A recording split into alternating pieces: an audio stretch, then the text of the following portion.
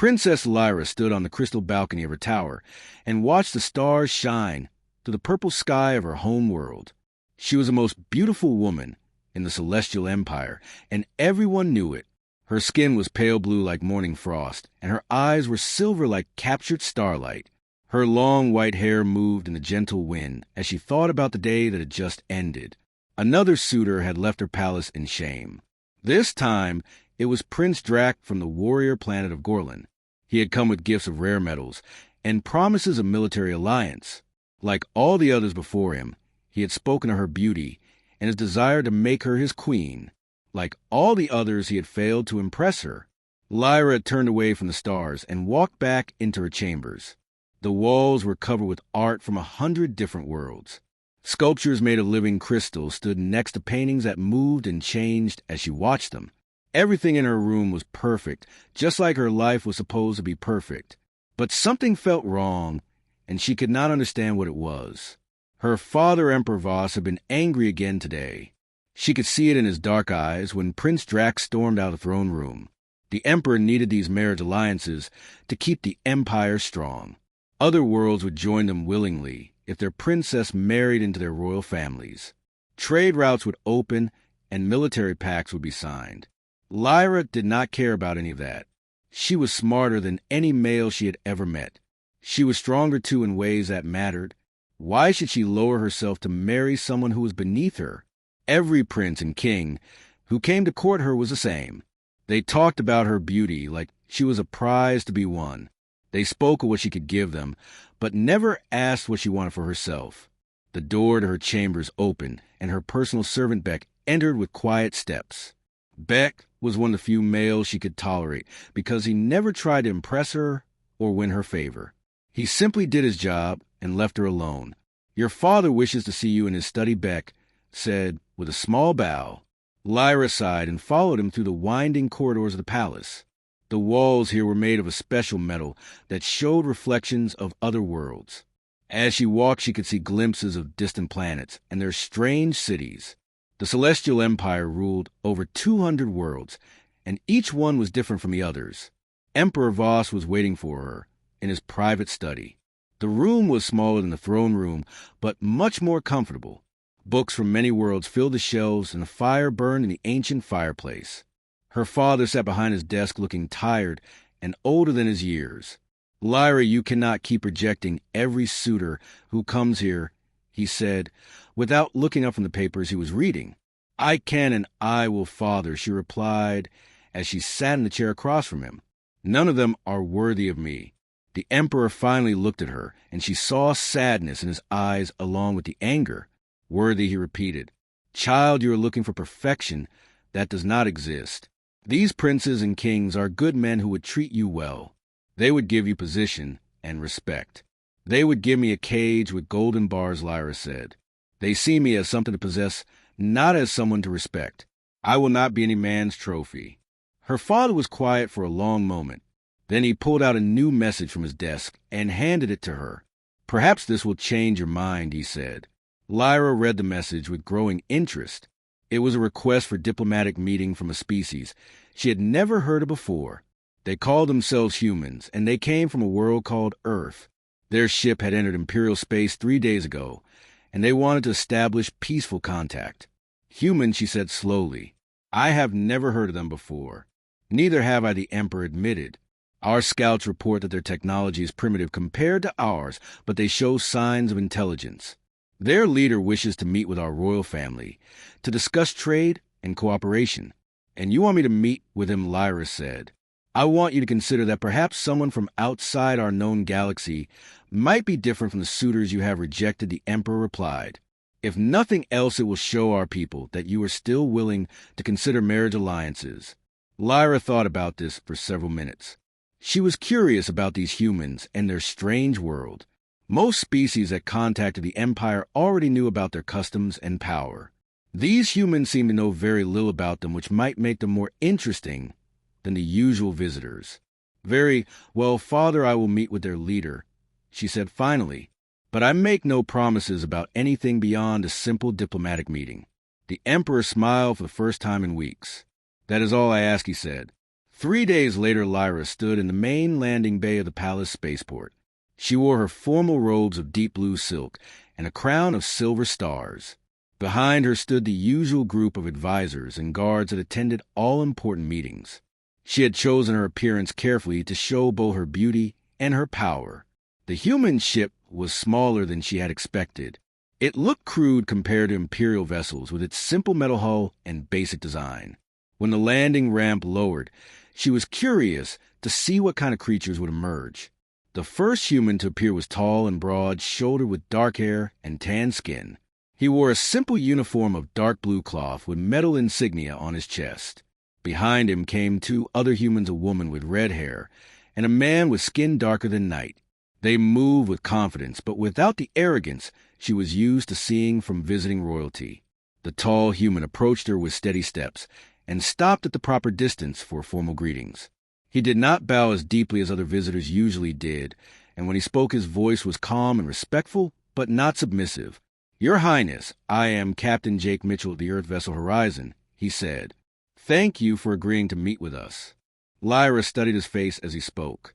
His eyes were brown like rich earth, and they looked directly at her without the hunger or desire she was used to seeing. He seemed to be evaluating her just as she was evaluating him, but not in the way men usually looked at her. "Captain Mitchell," she replied, using the formal tone she used for all diplomatic meetings. "Welcome to the Celestial Empire. I am Princess Lyra, heir to the throne of 200 worlds." She waited for him to react to her titles and power the way other visitors did. Most would bow again or speak of their honor at meeting someone so important. Captain Mitchell simply nodded and said, "Thank you, Your Highness." The lack of reaction puzzled her. Either this human did not understand her importance or he did not care about it. Both possibilities were equally strange to her. "I understand you wish to discuss trade agreements and peaceful relations between our people," she continued. "That is correct," Captain Mitchell replied. "Earth is new to interstellar travel, and we hope to learn from more advanced civilizations like yours. We offer our friendship and whatever resources might be of value to the Empire." Lyra found herself becoming more interested in spite of herself. This human spoke of learning from them rather than demanding things from them. He offered friendship before asking for benefits. She had never heard a diplomatic speech quite like this one. "Come," she said. "We will discuss these matters in more comfort." She led the human delegation through the palace corridors toward the formal meeting rooms. As they walked, she noticed that Captain Mitchell looked around with obvious interest, but without the greed or envy she usually saw in visitors' eyes. He seemed genuinely curious about their art and architecture rather than calculating its value. In the meeting room, Lyra took her place on the raised chair that marked her status, while the humans sat in the chairs provided for them. She began the usual formal questions about their world and their government, expecting the standard answers about population and resources and military strength. But Captain Mitchell answered her questions in ways that surprised her. When she asked about Earth's military, he spoke of their planet's history of wars and their efforts to create peace. When she asked about their resources, he mentioned their commitment to protecting their environment. When she asked about their government, he explained a complex system where leaders were chosen by the people rather than inheriting power. Most surprising of all, when she finally asked the question she always asked, he gave her an answer she had never heard before. "And what does Earth hope to gain from an alliance with the Celestial Empire?" she said, expecting him to mention trade routes or military protection or access to advanced technology. Captain Mitchell was quiet for a moment, as if thinking carefully about his answer. Then he said, "We hope to gain knowledge, Your Highness. We are young as a spacefaring species, and we have much to learn. We also hope to gain friends among the stars. The universe seems very large and sometimes very lonely when you are exploring it alone." Lyra stared at him. In all her years of receiving suitors and diplomatic visitors, no one had ever said they wanted friendship from her empire. They wanted power or wealth or status, but never simple companionship among the stars. For the first time in her life, Princess Lyra found herself dealing with a male who seemed to want nothing from her except the chance to talk as equals. The next morning, Princess Lyra woke with Captain Mitchell still on her mind. She had spent half the night thinking about their conversation and the strange way he had looked at her, not with desire or ambition, but with simple curiosity, as if she were a puzzle He wanted to understand rather than a prize he wanted to win. She dressed in her training clothes and made her way to the palace combat arena. Physical exercise always helped her think more clearly. The arena was a massive circular room with walls that could project any battlefield from across the galaxy. She often came here to practice her fighting skills and to test visiting warriors who claimed to be worthy of her attention. As she entered the arena, she was surprised to find Captain Mitchell already there. He wore simple exercise clothing and was stretching his muscles in preparation for physical activity. His human companion, the woman with red hair, stood nearby, watching him with an expression of amusement. "Your Highness," the woman said with a respectful nod. "I am Commander Lisa Park, Captain Mitchell's second in command. Jake wanted to see your training facilities, if that is acceptable." Lyra studied the human captain as he finished his stretching routine. His movements were smooth and controlled, showing years of physical discipline. She found herself wondering how humans train for combat, and whether their methods were as primitive as their technology appeared to be. "Captain Mitchell," she said, stepping into the center of the arena, "I was not expecting to find you here so early." Jake turned to face her, and she noticed again how his brown eyes seemed to see everything without judging what they saw. "I apologize for intruding, Your Highness," he said. "I have always found that physical training helps me think more clearly about complex problems." "And what complex problems are you thinking about this morning?" she asked. "How to convince the most powerful princess in the galaxy that humans might be worth knowing," Jake replied, with a small smile that seemed genuine rather than calculated. Lyra felt something stir in her chest at his words. It was not the usual anger she felt when males tried to flatter her. Instead, it was something she had rarely experienced: curiosity mixed with what might have been respect. "You think I need convincing," she said, raising one eyebrow. "I think you have been disappointed by many who came before us," Jake replied. "I think you have good reasons to be suspicious of anyone who claims to offer something new." His honesty surprised her. Most visitors try to pretend that they were completely different from all previous suitors. They claimed that their intentions were pure and their offers were better than anything she had heard before. Jake seemed to understand that she had reasons for her skepticism. "Very well, Captain Mitchell," she said, making a decision that surprised even herself. "If you wish to convince me that humans are worth knowing, then you can do so through action rather than words." She gestured to the arena controls, and the room began to change around them. The walls projected the image of a vast battlefield covered with obstacles and strategic positions. Holographic soldiers appeared in formation across the simulated landscape. "This is the Battle of Seven Suns," she announced. It was the greatest military victory in Imperial history. General Marcus defeated an enemy force 3 times larger than his own army through superior strategy and tactics. Every suitor who has visited me has been asked to replay this battle and show how they would achieve victory. Jake studied the battlefield projection with intense concentration. Lyra watched his face as he examined the terrain, the troop positions, and the strategic challenges involved. Most previous suitors had immediately begun moving troops around, trying to demonstrate their tactical brilliance. Jake simply stood and observed for several long minutes. "May I ask what resources the enemy had that are not shown in the projection?" he finally said. Lyra was taken aback by the question. "The enemy had superior numbers and advanced weapons," she replied. "What other resources could matter?" "Information," Jake said.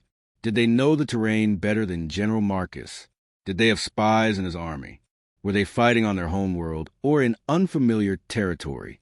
No one had ever asked such questions before. The Battle of Seven Suns was about tactical brilliance, not about background intelligence. But as Jake continued to ask detailed questions about supply lines, communication methods, and troop morale, Lyra began to see the famous battle in a completely different way. When Jake finally began to move the holographic troops, he did not try to recreate General Marcus' famous victory. Instead, he did something that shocked Lyra completely. He split his forces into small groups and sent them to attack targets that seemed to have no strategic value. "What are you doing?" she demanded.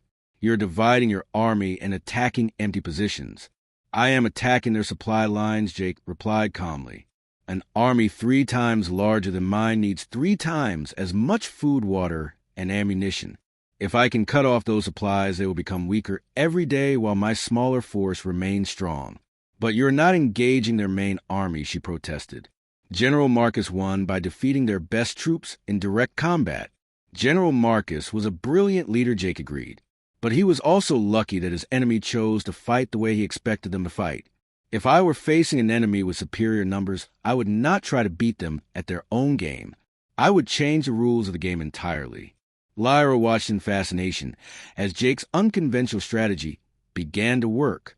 His small groups avoided major battles, while systematically destroying the enemy's ability to supply their large army. Within hours, the holographic enemy forces began to weaken and retreat, not because they were defeated in combat, but because they could no longer maintain their fighting strength.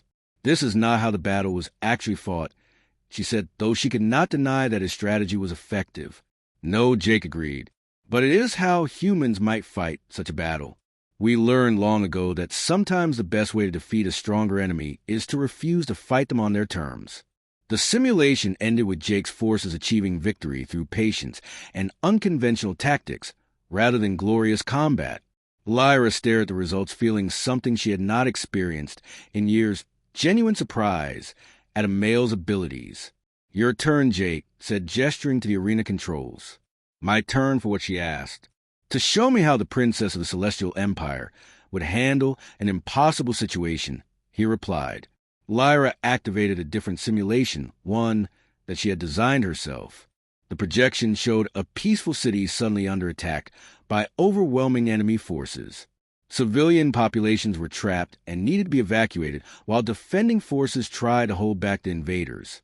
Most males who face this challenge try to win through superior firepower or brilliant tactical maneuvers.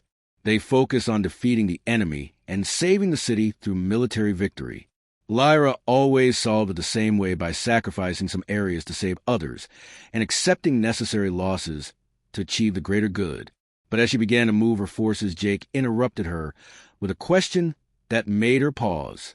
"What if we do not try to win?" he said. "What do you mean?" she asked. "What if instead of trying to defeat the enemy, we focus entirely on saving as many civilians as possible?" Jake explained. "What if we accept that we cannot hold the city, but we can give people time to escape?" "That is not victory," she protested. "That is retreat and defeat." "Is it?" Jake asked. "If we save more lives by retreating than we would by fighting, is that really defeat? Who decides what victory means?" Lyra found herself considering possibilities she had never thought of before. She had always approached problems by trying to find the strongest solution, the one that demonstrated superior power and control. Jake seemed to approach problems by asking what outcome would actually be best for people involved.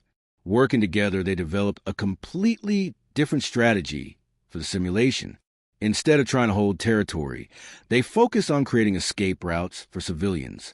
Instead of engaging the enemy in direct combat, they used hit-and-run tactics to delay the invasion and buy time for evacuations. The simulation ended with most of the city evacuated and the civilian population saved, even though the defending forces had to retreat. By traditional military standards, it was a defeat. By human standards, it was a victory, because more people lived. "I have never seen anyone approach these challenges the way you do," Lyra admitted, as the arena returned to its normal appearance. "And I have never met anyone who thinks about problems the way you do," Jake replied. "Your mind works in ways that are completely different from what I expected." They stood facing each other in the empty arena, and Lyra realized that something fundamental had changed in how she saw this human captain. He had not tried to impress her with his strength or intelligence. Instead, he had shown her new ways of thinking about old problems. He had treated her ideas with respect while offering his own perspectives. For the first time in her life, Princess Lyra found herself working with a male as an equal partner rather than competing against him or being courted by him. The feeling was strange and unfamiliar, but not unpleasant. "Tomorrow we will continue these discussions," she said formally, though her tone was warmer than it had been the day before. "I look forward to it, Your Highness," Jake replied. As he left the arena with Commander Park, Lyra remained behind thinking about everything that had happened. Captain Mitchell had passed her tests, but not in the way she had expected. He had not proven himself superior to her or tried to dominate her thinking. Instead, he had shown her that two different perspectives could combine to create solutions that neither could achieve alone. The thought both excited and frightened her in ways she did not yet understand. Princess Lyra spent the next few days in deep conversation with Captain Mitchell and his crew. They met in the palace gardens where the artificial sunlight felt warm on their faces, and the sound of flowing water created a peaceful atmosphere. What surprised her most was how different these humans were from any species she had encountered before. Commander Park spoke about Earth with obvious love, describing vast oceans and forests that covered their world. She explained how humans had learned to work together despite coming from many different cultures and beliefs. The third human, Dr. Robert Kim, told stories about their scientific discoveries and their efforts to explore the universe while protecting their home planet. But it was Jake who fascinated her most. Unlike every other male who had visited the palace, he never spoke about what he wanted from her or what she could offer him. Instead, he asked questions about her thoughts and opinions. He listened to her answers with genuine interest and often asked follow-up questions that showed he had been paying attention to every word. On the fourth day of their visit, emergency alarms began sounding throughout the palace. Lyra rushed to the command center where her father and his advisors were gathered around holographic displays showing ships in space near their world. "What is happening?" she demanded. Pirates Emperor Voss said grimly, "A large fleet has attacked the mining colony on Rigel 7. They are demanding tribute and threatening to destroy the entire settlement if we do not pay." Lyra studied the tactical display.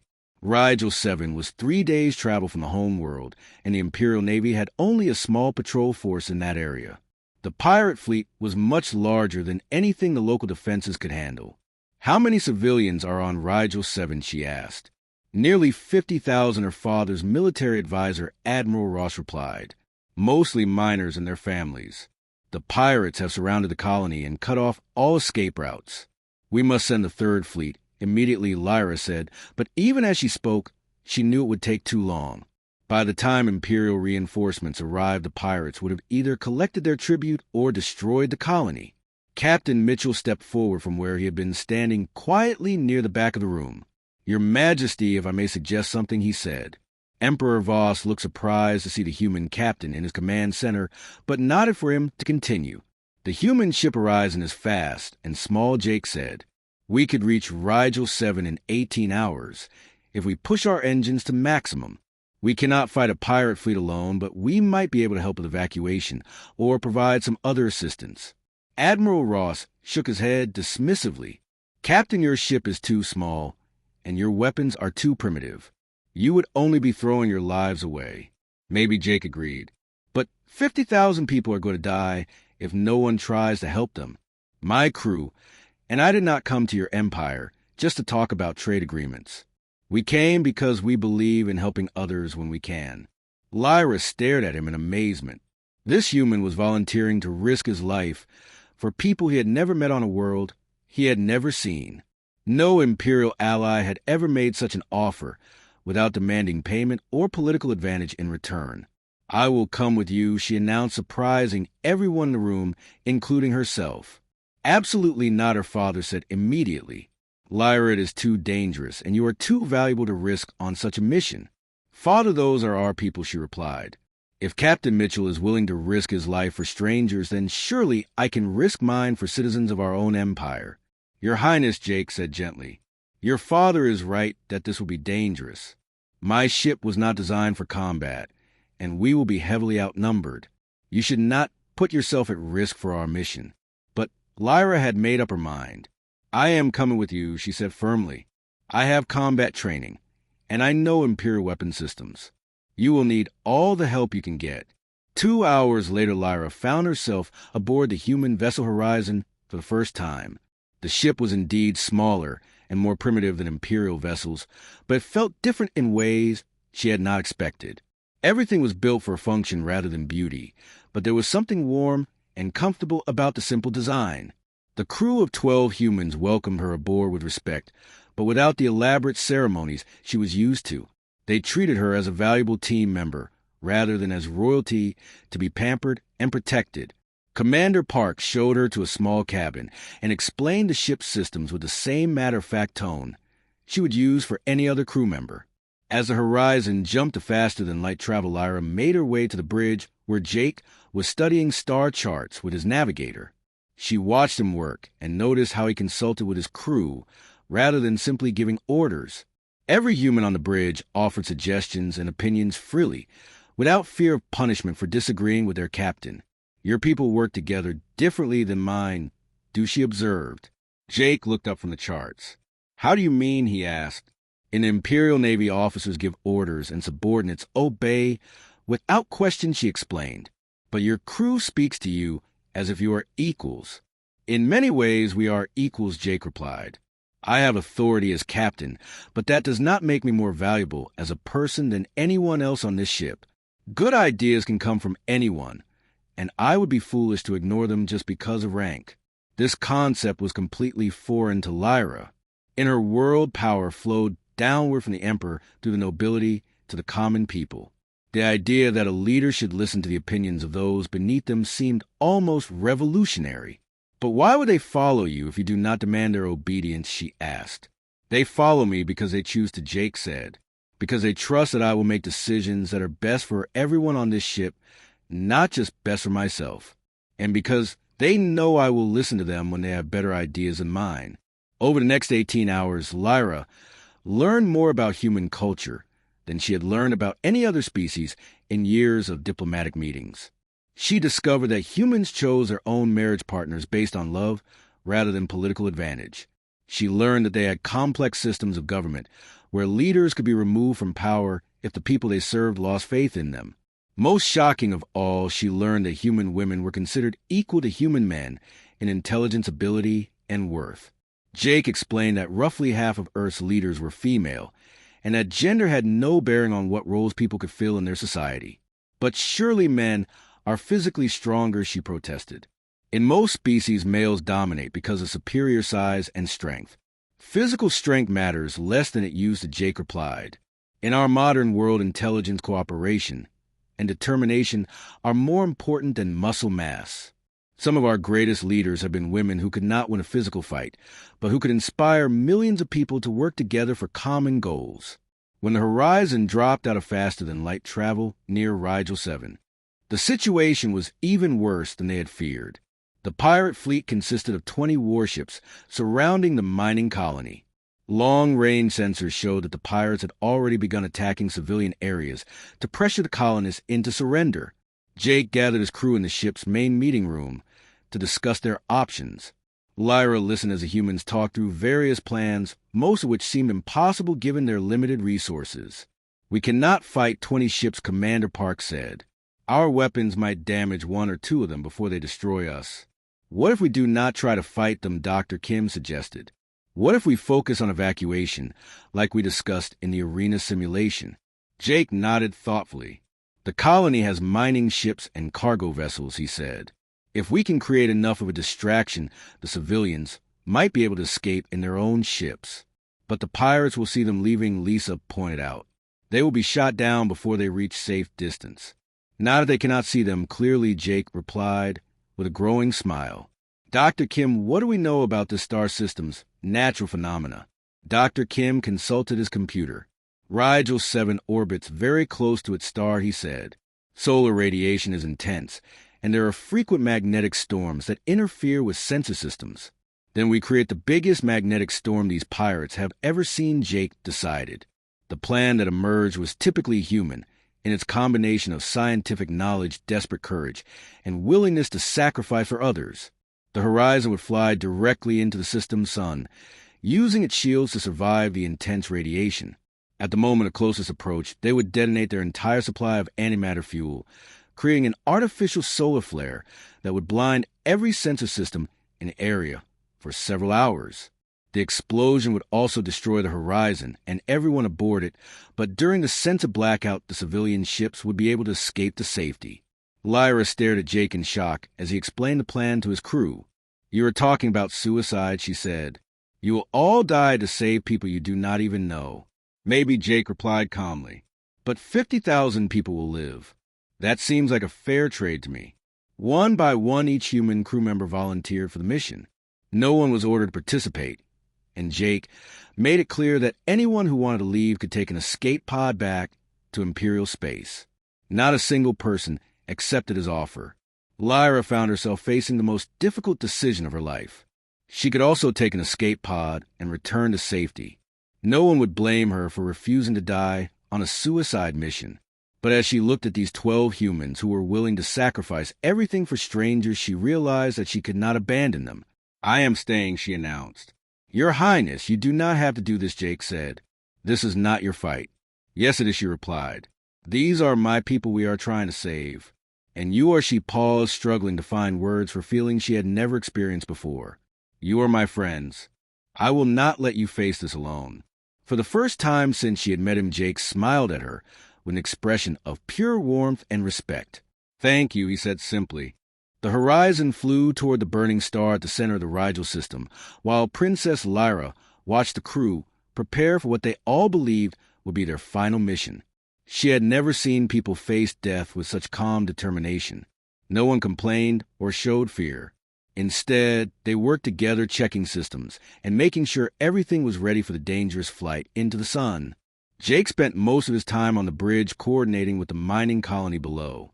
The colonists had agreed to prepare their cargo ships for emergency evacuation, but they needed exact timing to escape during the sensor blackout. One mistake would mean death for everyone involved. Dr. Kim worked frantically in the engine room, calculating the precise moment when they should detonate their antimatter fuel. Too early, and the solar flare would fade before the civilian ships could escape. Too late, and the pirates would detect the evacuation and shoot down the fleeing vessels. Commander Park took charge of communications, trying to coordinate with Imperial Navy units that were still days away from the battle zone. Even if the rescue mission succeeded, they would need military protection for the refugee ships once they reached safe space. As the hours passed, Lyra found herself thinking about her life in ways she never had before. She had always believed that her royal birth made her special and important. She had dismissed other people as inferior because they lacked her intelligence, beauty, or noble bloodline. But watching these humans prepare to die for strangers made her question everything she had believed about herself and her worth. When Jake found her sitting alone in the ship's small dining area, she was staring out the window at the growing brightness of the star ahead of them. Having second thoughts, he asked gently as he sat down across from her. "About the mission, no," she replied. "About everything else in my life." Jake waited quietly for her to continue. She had learned that humans were good at listening without trying to fill silence with unnecessary words.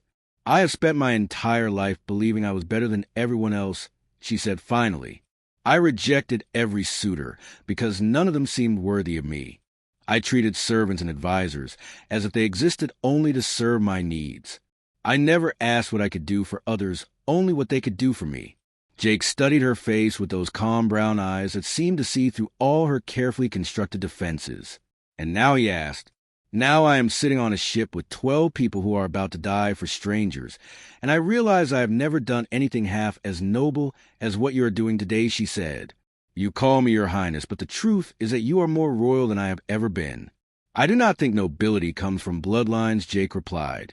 "I think it comes from the choices we make when no one is watching, and nothing forces us to do the right thing."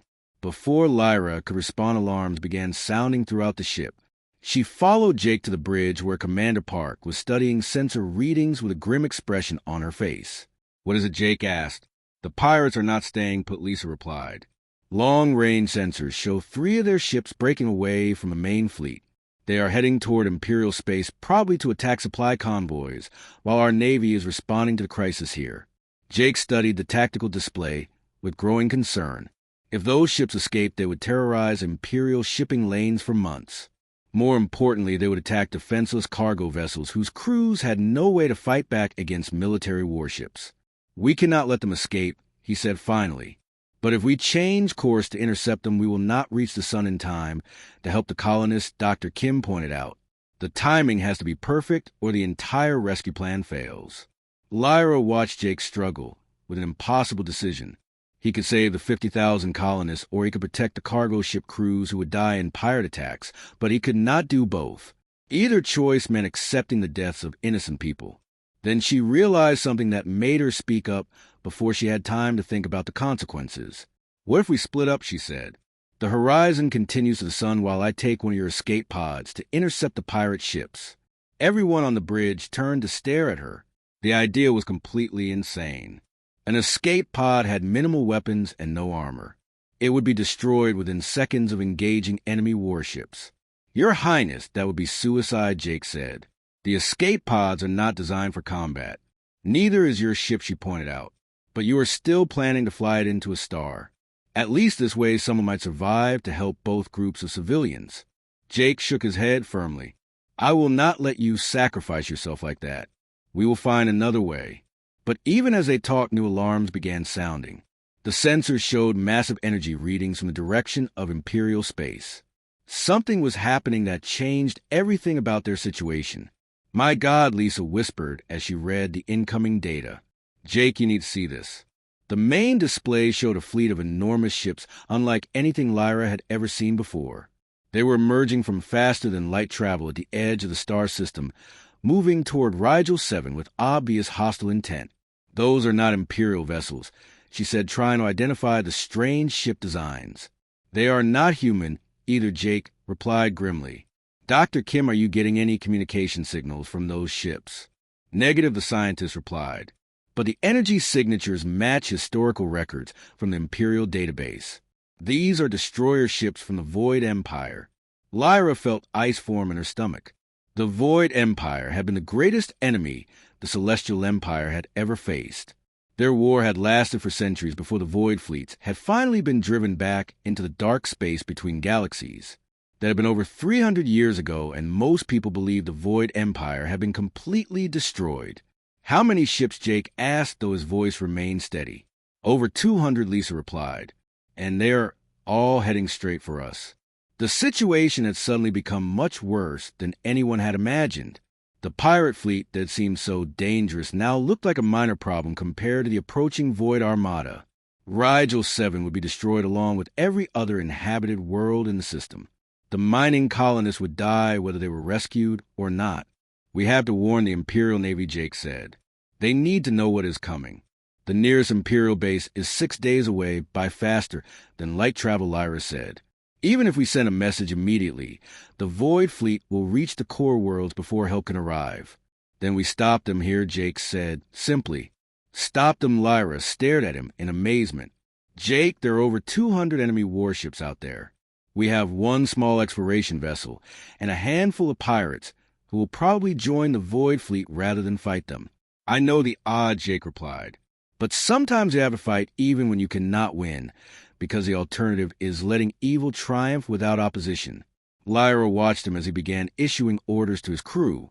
They would send an emergency message to warn the Empire, then position themselves between the Void fleet and Rigel 7. It was hopeless, but Jake was right that someone had to try. As the crew prepared for battle, Lyra found herself thinking about the human concept of nobility that Jake had described. She had been born to privilege and power, but she had never chosen to use them for anything beyond her own comfort.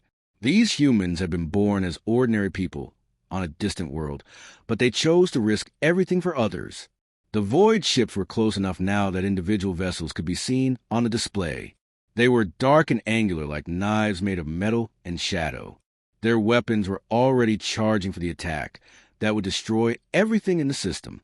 Jake stood at the center of the bridge, directing his crew with calm authority. He showed no fear, even though he knew they were about to die. Commander Park worked at her station, trying to find weaknesses in the enemy formation. Dr. Kim monitored the ship's systems, preparing to give them every advantage possible in the coming battle. Lyra made a decision that surprised her as much as it had surprised her when she chose to stay for the suicide mission. She moved to stand beside Jake at the command position. "What are your orders, Captain?" she said. Jake looked at her with surprise. "Your Highness, you do not have to fight. This is not your battle." "Yes, it is," she replied. "These are my people they are coming to destroy. And you are," she paused again, struggling with feelings that were new and frightening. "You are the most important person in my life. I will not let you face this alone." Jake reached out and took her hand. His touch was gentle and warm, and completely different from the way other males had touched her. They had grabbed at her, as if she were something to possess. Jake held her hand, as if she were someone precious who had chosen to trust him. Together they watched the Void fleet approach, knowing that in minutes they would all be dead. But Lyra no longer felt afraid.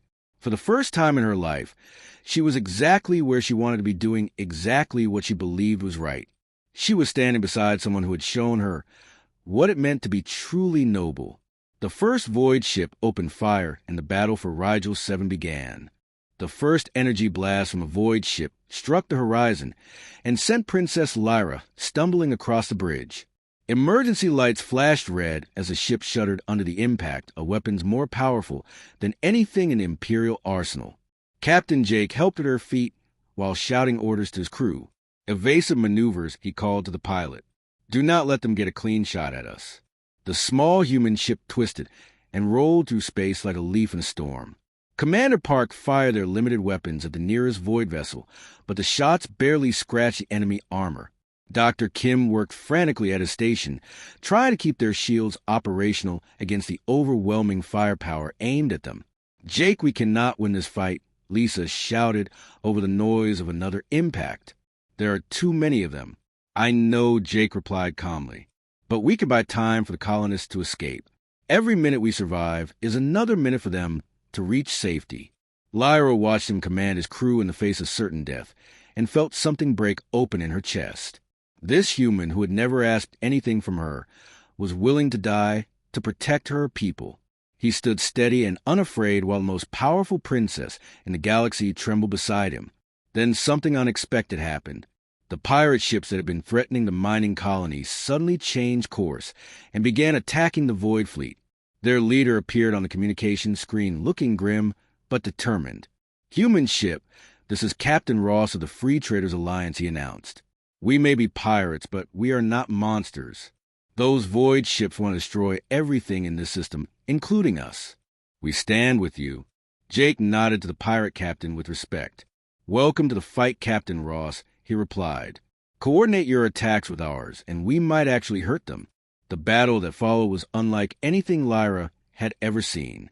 20 pirate ships and one small human vessel faced over 200 Void warships in a fight that should have ended in seconds. But Jake did something that changed everything.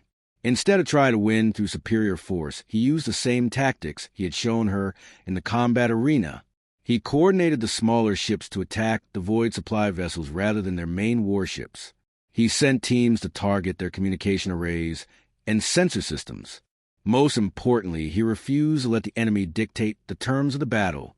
While the Void fleet tried to engage in massive ship-to-ship combat, Jake turned the fight into hundreds of small skirmishes scattered across the star system. The mining colony launched every ship they had, turning cargo vessels and transport craft into improvised weapons. Even though these civilian ships had no military training, they followed Jake's coordinated battle plan and began achieving impossible victories against individual Void vessels. But the enemy was too numerous and too powerful. One by one, the defending ships were being destroyed. The pirate fleet was reduced to half strength within the first hour. Several of the mining ships had been vaporized while trying to ram Void cruisers. The horizon itself was barely holding together as its shields failed under constant bombardment. Jake, this is not working, Dr. Kim reported from his station. We are losing ships faster than we can replace them. The enemy will break through our lines within minutes. Then we change tactics again, Jake decided. All ships fall back to the inner system.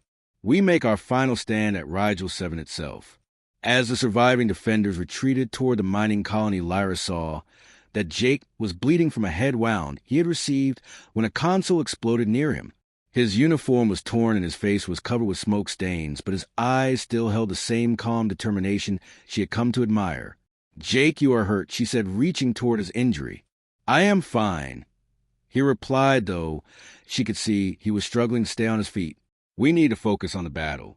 The final phase of the fight took place in the space around Rigel 7 itself. The remaining human and pirate ships formed a defensive line between the planet and the approaching Void armada. Jake positioned the damaged horizon at the center of the formation, knowing that it would draw the heaviest enemy fire. This is it, he announced to all ships on the communication network. We hold this line, or 50,000 civilians die. No retreat, no surrender. The Void fleet launched their final assault with overwhelming force. Energy beams and missile barges lit up the space around the mining colony as the defenders fought back with everything they had. Lyra found herself working at a weapons console beside Jake, trying to target enemy ships while explosions rocked their vessel. In the midst of the chaos, she saw Jake make a decision that would stay with her for the rest of her life. A Void battleship had broken through their defensive line and was heading directly toward the colony's surface, where it would kill thousands of evacuating civilians. The only way to stop it was for someone to ram their ship into the enemy vessel. Without hesitation, Jake turned the horizon toward the Void battleship and engaged maximum thrust. Lyra realized what he was planning to do and grabbed his arm. "Jake, no," she pleaded. "There has to be another way." "There is no other way," he replied gently. "Those people need someone to protect them, and we're the only ones who can do it." "Then I am coming with you," she said firmly. Jake looked at her with an expression of infinite tenderness. "Lyra, you have a whole empire to rule. Your people need you alive, not dead." "My empire needs to learn what you have taught me," she replied. "That real leadership means serving others, not ruling over them. That true strength comes from protecting the weak, not dominating them. I cannot teach those lessons if I abandon you now." Before Jake could argue further, the horizon struck the Void battleship in a collision that lit up the entire star system. The explosion destroyed both vessels instantly, but also created a chain reaction that damaged several other enemy ships and disrupted their attack formation.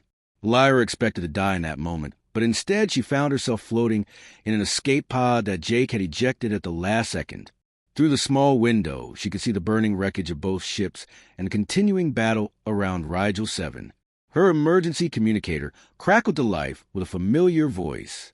"Princess Lyra, this is Admiral Ross of the Imperial Third Fleet. We received your warning message and came as fast as we could. Are you injured?" She looked through the window and saw dozens of Imperial warships dropping out of faster than light travel around the edges of the system. The cavalry had arrived just in time to turn the tide of battle.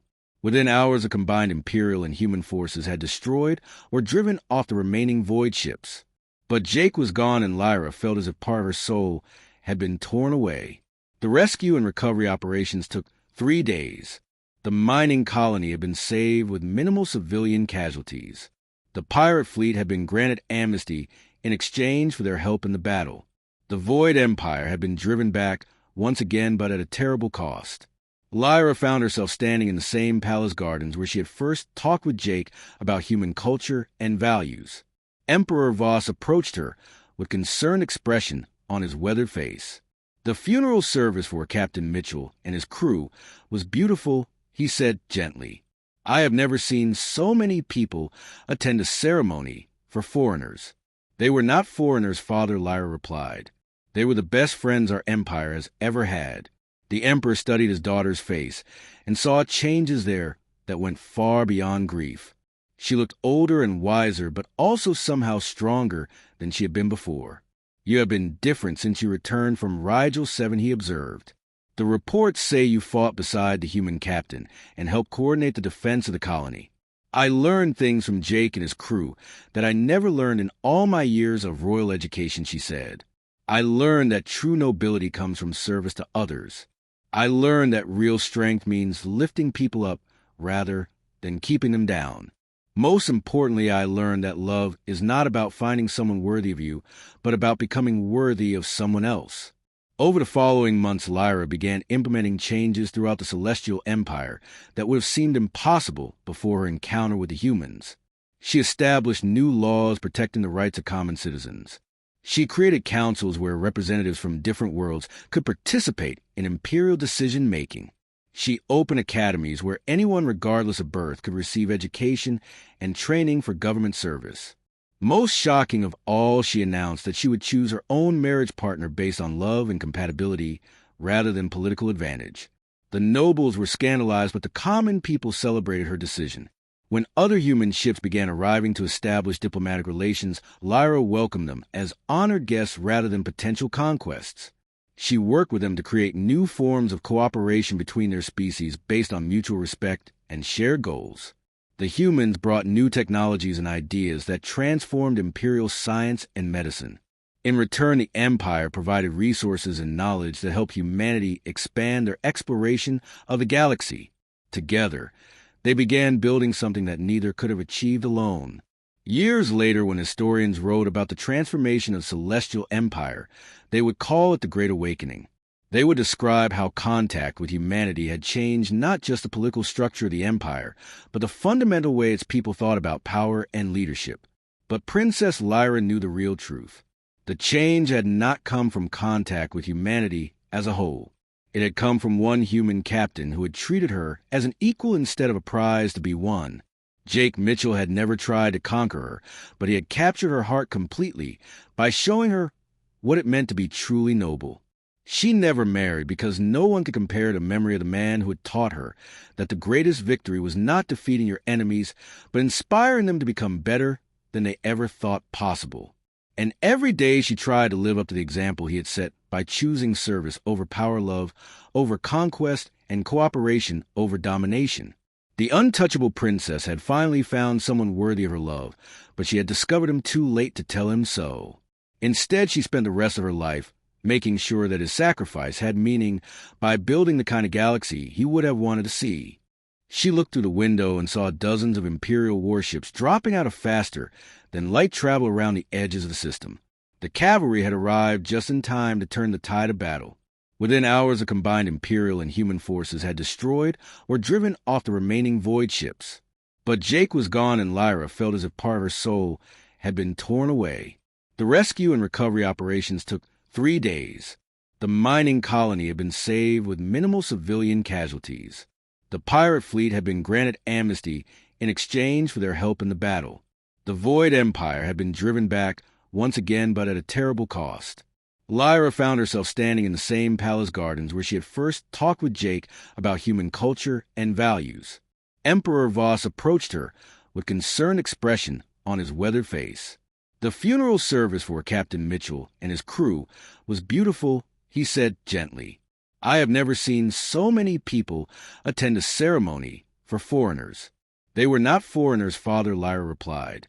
They were the best friends our empire has ever had. The emperor studied his daughter's face and saw changes there that went far beyond grief. She looked older and wiser, but also somehow stronger than she had been before. You have been different since you returned from Rigel 7, he observed. The reports say you fought beside the human captain and helped coordinate the defense of the colony. I learned things from Jake and his crew that I never learned in all my years of royal education, she said. I learned that true nobility comes from service to others. I learned that real strength means lifting people up rather than keeping them down. Most importantly, I learned that love is not about finding someone worthy of you, but about becoming worthy of someone else. Over the following months, Lyra began implementing changes throughout the Celestial Empire that would have seemed impossible before her encounter with the humans. She established new laws protecting the rights of common citizens. She created councils where representatives from different worlds could participate in imperial decision-making. She opened academies where anyone regardless of birth could receive education and training for government service. Most shocking of all, she announced that she would choose her own marriage partner based on love and compatibility rather than political advantage. The nobles were scandalized, but the common people celebrated her decision. When other human ships began arriving to establish diplomatic relations, Lyra welcomed them as honored guests rather than potential conquests. She worked with them to create new forms of cooperation between their species based on mutual respect and shared goals. The humans brought new technologies and ideas that transformed imperial science and medicine. In return, the Empire provided resources and knowledge that helped humanity expand their exploration of the galaxy. Together, they began building something that neither could have achieved alone. Years later, when historians wrote about the transformation of Celestial Empire, they would call it the Great Awakening. They would describe how contact with humanity had changed not just the political structure of the empire, but the fundamental way its people thought about power and leadership. But Princess Lyra knew the real truth. The change had not come from contact with humanity as a whole. It had come from one human captain who had treated her as an equal instead of a prize to be won. Jake Mitchell had never tried to conquer her, but he had captured her heart completely by showing her what it meant to be truly noble. She never married because no one could compare the memory of the man who had taught her that the greatest victory was not defeating your enemies, but inspiring them to become better than they ever thought possible. And every day she tried to live up to the example he had set by choosing service over power love, over conquest, and cooperation over domination. The untouchable princess had finally found someone worthy of her love, but she had discovered him too late to tell him so. Instead, she spent the rest of her life making sure that his sacrifice had meaning by building the kind of galaxy he would have wanted to see.